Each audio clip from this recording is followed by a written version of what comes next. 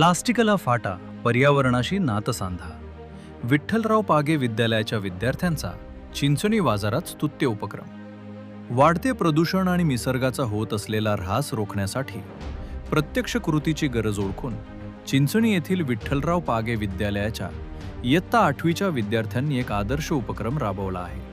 शनिवारच्या आठवडी बाजारामध्ये या विद्यार्थ्यांनी प्लास्टिक पिशव्यांना पर्याय म्हणून स्वतः तयार केलेल्या कागदी पिशव्यांचं वाटप करत पर्यावरण रक्षणाचा संदेश दिला.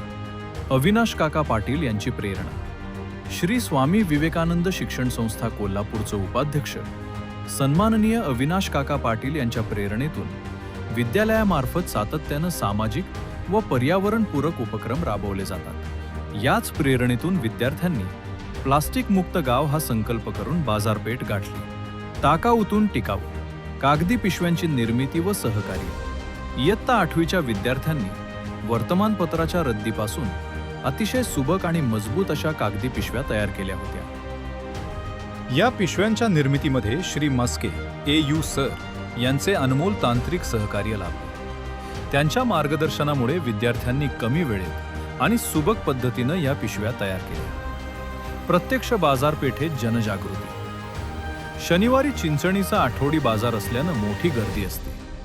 अशावेळी विद्यार्थ्यांनी विक्रेते आणि ग्राहकांशी संवाद साधून प्लास्टिकमुळे माती आणि जनावरांच्या आरोग्यावर होणाऱ्या घातक परिणामांची माहिती दिली.